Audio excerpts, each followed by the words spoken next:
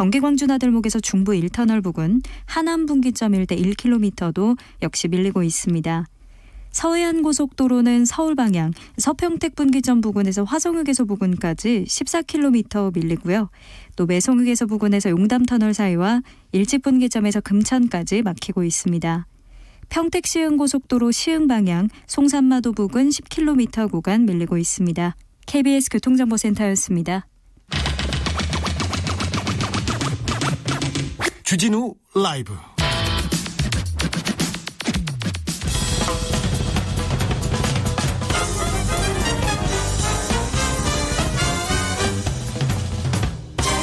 훅 인터뷰. 모두를 위한, 모두를 향한 모두의 궁금증 훅 인터뷰.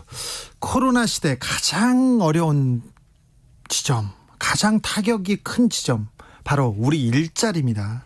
코로나 시대 택배 물량이 또 늘어나면서 택배 노동자들 어려워하고 있습니다. 이 처우 개선해야 될 텐데, 문재인 대통령도 택배 노동자들을 위한 특단의 대책 어떻게 마련할 것인지 주문했는데요. 들어보겠습니다. 청와대 일자리 수석 황덕순 수석 모셨습니다. 안녕하세요. 안녕하세요. 네, 우리 주진우 라이브하고 청와대 일자리 수석님하고는 지금 콜라보레이션 계속 하고 있습니다. 일자리가 가장 중요하거든요. 그래서 계속 나오셔야 됩니다. 고생 많으시죠? 네, 뭐 늘 바쁩니다. 네, 늘 바쁜데 그 국민들한테 황 수석님께서 와가지고 이렇게 계속 설명해주고 그러면 좀 위안도 없고요. 설명이 잘 이해된다는 분도 있습니다만, 현실적인 얘기는 안 들려요. 막 얘기하고 너무 원론적 얘기만 해요. 이런 분도 있습니다. 이런 지적도 있습니다. 답답해요. 뭐 최대한 구체적으로 말씀드려 보도록 하겠습니다. 네, 그런 것도 있고요. 어려운 상황이어서 또 하소연하고 싶은 분도 많습니다. 이 문제부터 갈게요. 택배 노동자가 또 숨졌어요. 올해만 11명째 숨졌는데, 이거 기업에 맡겨놓을 수만은 없는 것 같아요. 정부가 대책을 내놓아야 할 것 같습니다. 네, 정부가 대책을 준비를 하고 있습니다. 그리고 뭐 무엇보다 먼저 돌아가신 분들, 그리고 뭐 유족분들께 조의를 먼저 드리고 싶고요. 네. 사실 이 문제는 그동안 쭉 진행돼 왔던 것이지만 코로나19를 거치면서 택배 물량이 정말로 빠르게 늘어났고, 더구나 최근 들어서는 이제 추석 배송 기간, 또 그 이후까지도 물량이 계속 늘어나면서 그동안 누적돼 왔던 이 택배 산업의 문제가 이번에 뭐 터져 나온 것이 아닌가 이렇게 생각을 하고 있습니다. 추석 때 택배 대란이 온다고 했을 때, 그때 노동자들이 이건 더 이상 못하겠다고 했을 때 정부가 나서서 중재를 잘해서 택배 대란을 잘 넘긴 것 같아요. 그런데 구조적인 문제는 좀 풀리지 않았던 것 같습니다. 그때 어쨌든 업무가 과중하게 몰릴 것을 대비해서 분류에 투입되는 인력을 이제 택배 회사하고 협의해서 늘리기도 했습니다. 그런데 또 실제로 진행되는 과정에서 보니까 평균적으로는 그만큼의 그 분류 인력이 투입되는 것으로 나타났는데, 실제로 또 배분되는 과정을 보면 어디에는 좀 많은 분들이 배분이 되고, 그렇지 않은 곳에서는 여전히 또 과중한 업무를 수행한 분들이 있었고, 그런 것들이 이런 불행한 일의 원인이 하나가 되지 않았나 싶습니다. 네, 문재인 대통령이 어제 특단의 대책을 주문했는데요. 특단의 대책 준비하고 있습니까?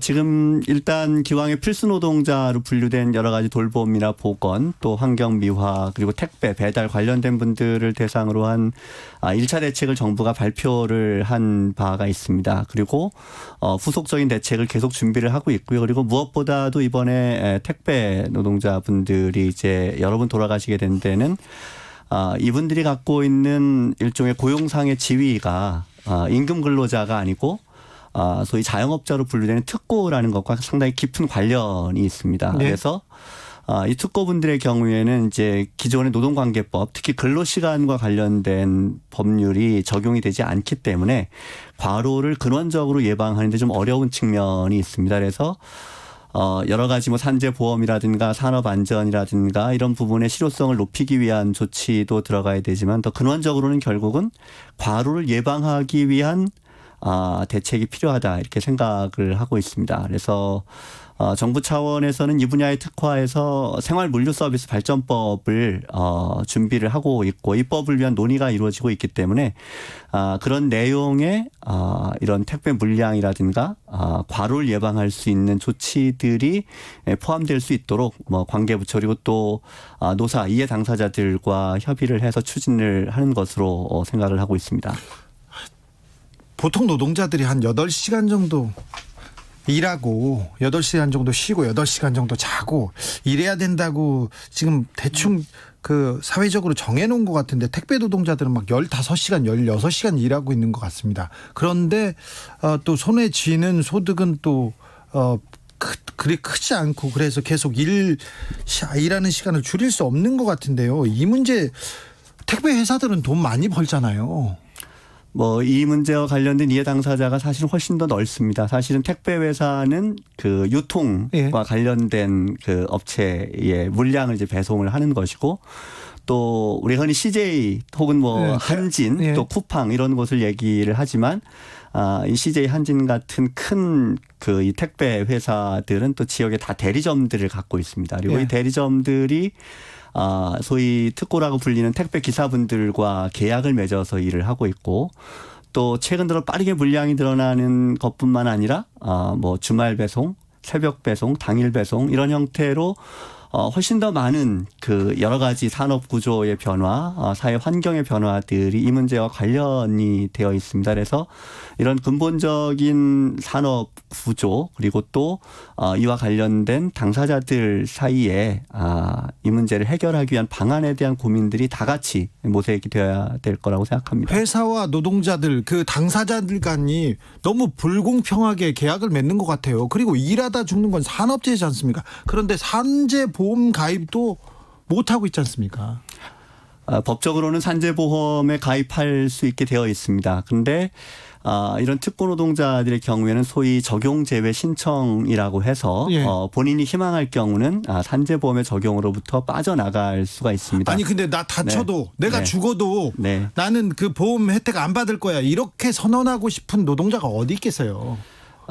뭐 그분과 관련해서는 사실은 이번에 얼마 전에 돌아가신 분 같은 경우에는 적용제외 신청서가 자필이 아니라고 하는 문제 제기가 있었고 실제로 확인해 본 결과 그렇지 않은 부분이 있었습니다. 그렇게 되면 그런 적용제외 신청은 이제 효력을 상실하고 이제 산재보험 적용을 받을 수 있습니다. 그리고 보다 근원적으로는 정말로 예외적인 상황, 예를 들어 뭐 한 달 이상 일을 못 한다거나 혹은 뭐 임신이라든가 질병이라든가 이런 경우가 아니면 적용 제외를 할 수 없도록 근원적인 제도 개선이 필요하고 그렇죠. 이거는 20대 국회에서 이미 추진을 했습니다만 뭐 여야 합의가 이루어지지 않았고 이번 정부에서도 새로운 국회에서 그와 관련된 입법을 추진할 계획이고 이제는 아마 여야 모두 이 부분에 대해서는 큰 이견이 없이 처리할 수 있지 않을까 이렇게 기대를 하고 있습니다. 이번에도 또 국회가 또 문제군요.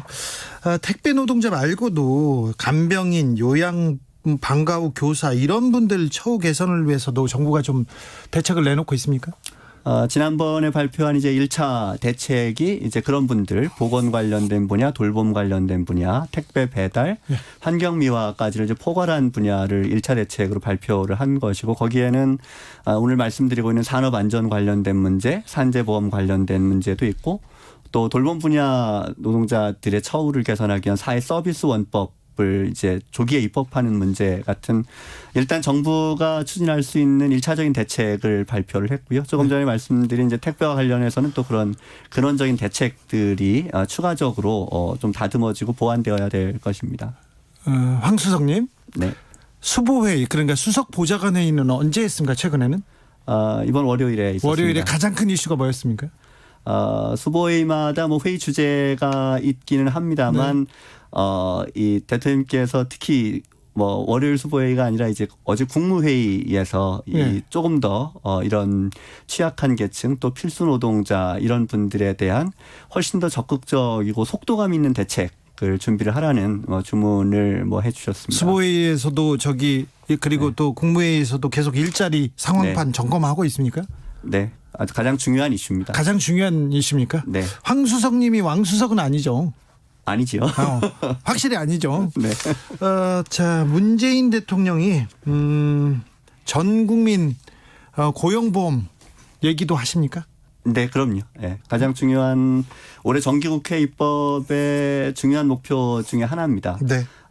지난 국회에서 이제 예술인까지 고용보험을 확대하는 것이 입법이 됐고 그때 특고까지 확대했으면 뭐 좋았을 거라고 생각합니다만 아쉽게 여야 합의가 이루어지지 않았고 예. 정부에서는 일단 특고까지 적용 확대하는 법안을 이미 정부 입법으로 제안을 해둔 상태입니다. 그래서 올해 정기국회 통과시킨 걸 목표로 하고 있고요. 나아가서 프리랜서나 자영업자까지 확대하는 계획을 연말까지 준비를 해서 발표할 계획입니다.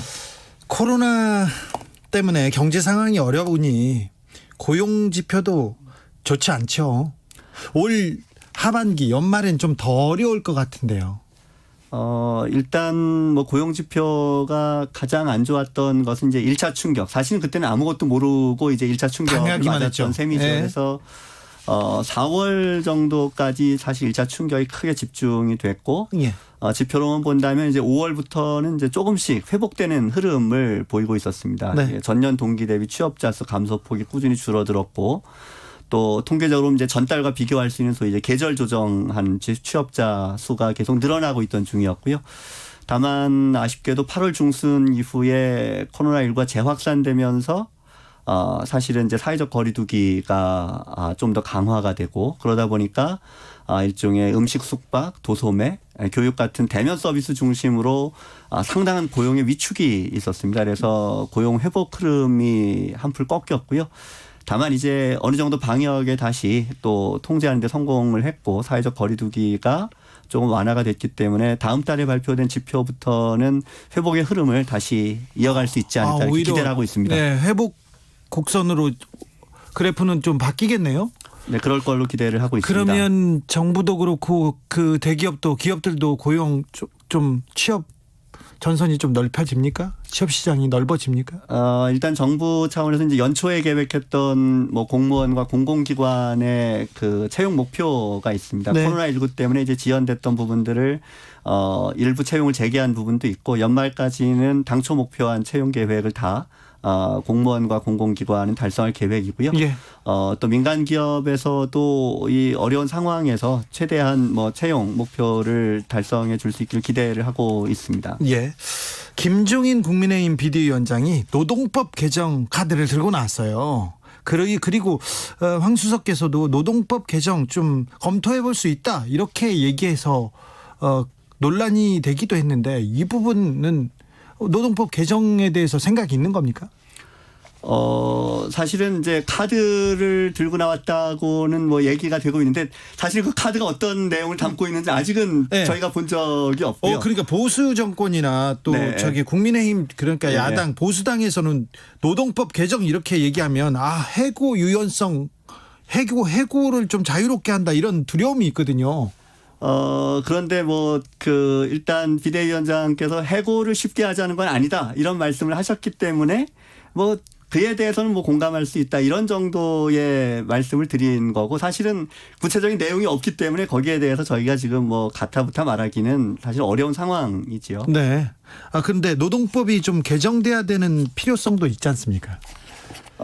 노동법 개정과 관련해서 정부가 이미 추진하고 있는 내용들이 있습니다. 어떤 내용입니까? ILO 협약 비준을 위해서 반드시 필요한 이제 법 개정, 예컨대 노조 결성에 관한 자유와 관련된 부분이라든가 또 그렇게 하면 이제 그 노조의 권리가 강화되는 측면이 있어서 단체 협약의 유효 기간을 지금보다 좀 연장을 한다든가 또는 직장을 이제 점거하는 것과 관련된 여러 가지 제한을 둔다든가 이런 사용자의 요구와 노동계의 요구를 어느 정도 조화할 수 있는 내용들을 이제 경제사회노동위원회에서 상당히 긴 기간 동안 사회적 대화를 거친 안을 정부가 이미 입법안을 냈고요. 예. 국민의힘에서 어떤 내용을 제안할지 모르겠습니다만 아마 어떤 내용을 제안하든지 간에 이게 모든 국민들에게 영향을 미칠 사안이기 때문에 네. 사회적 대화를 충분히 거치고 숙성이 되고 나서야 아마 입법에 관한 논의를 할 수 있지 않을까 이렇게 생각을 합니다. 지금 숙성시키고 있는 단계네요. 아직 어떤 카드인지 모르기 때문에 숙성을 시키고 있는지는 모르겠습니다. 알겠습니다. 어쨌든 제안이 있다면 그때부터 사회적 대화부터 시작해서 충분한 사회적 논의가 있고 그리고 나서야 아마 입법 논의가 있을 수 있지 않을까 싶습니다. 알겠습니다. ILO 기준 노동법 준수. 근데 우리 노동조합을 탄압하는 기업에 대해서 청와대에서 메시지가 안 나옵니다. 조합을 탄압하기 위해서 지금 재판받고 있는 삼성에 대해서도 얘기가 안 나오고요.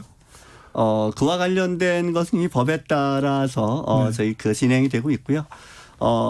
기억을 해보시면 우리 정부가 이제 노동 존중 사회를 천명을 했고 예. 그 노동 존중 사회라고 하는 것은 기본적으로 법이 정한 여러 가지 권리들이 지켜질 수 있도록 하는 것이 기본입니다. 그리고 네. 그와 관련된 것을 충실히 이행하기 위한 노력을 해왔고요. 그런 것들이 아마 여러 가지 사법적인 절차들을 통해서 진행되고 있는 걸 국민들이 이해하실 거라고 생각합니다. 네, 제가 일자리 수석한테 물어볼 사안은 아닙니다. 삼성 문제에 대해서는 다른 데서 다루겠습니다. 4559님께서 이런 질문했습니다. 택배기사들 산재보험 의무적으로 가입할 수 있도록 조치해 주시기 바랍니다. 얘기합니다. 그리고 정정자님 분류작업 일자리 창출합니다. 그러니까 택배회사에서 이 일자리 창출하도록 분류작업 고용하도록 하면 되는 거 아닌가요? 하는 제안이 있습니다.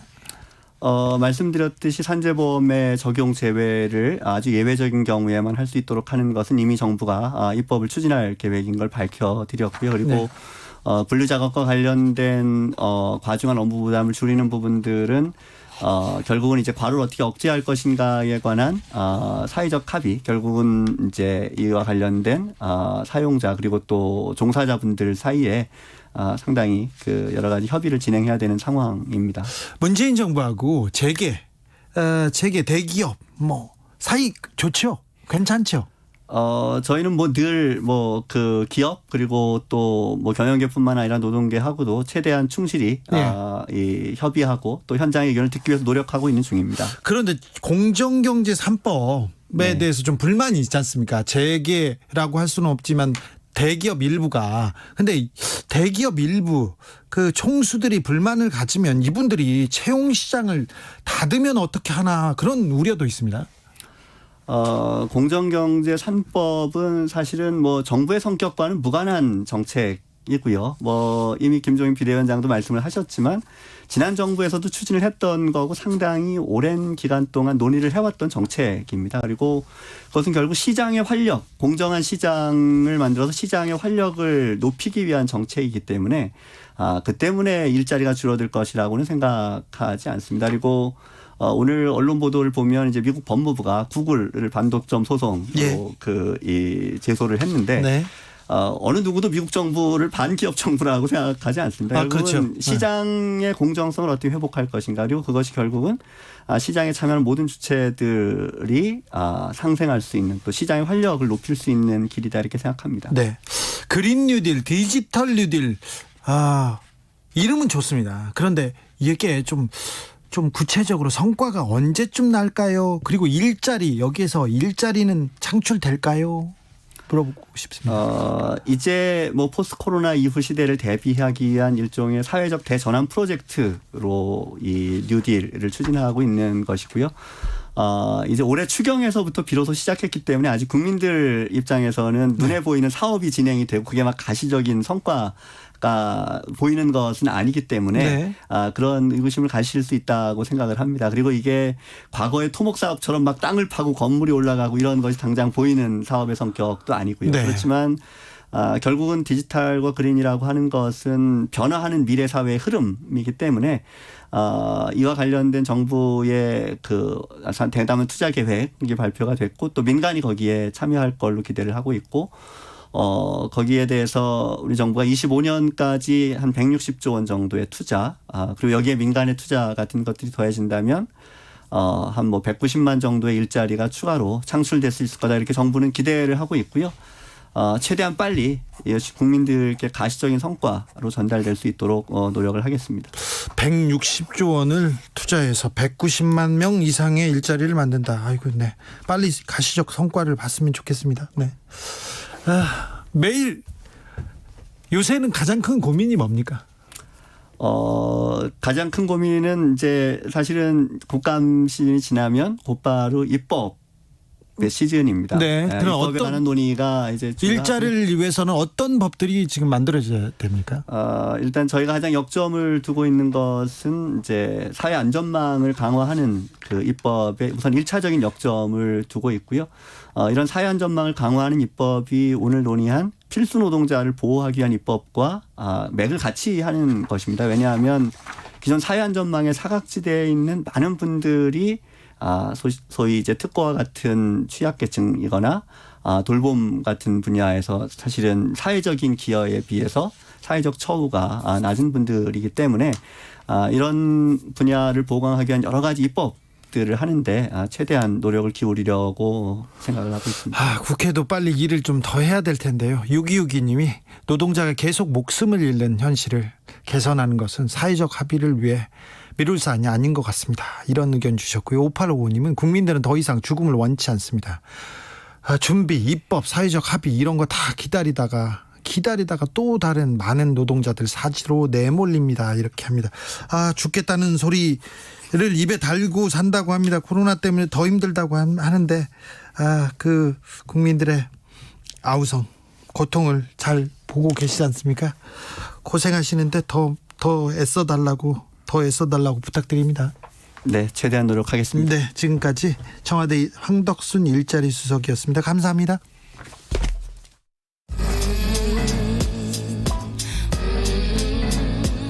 나비처럼 날아 벌처럼 쏜다. 주진우 라이브.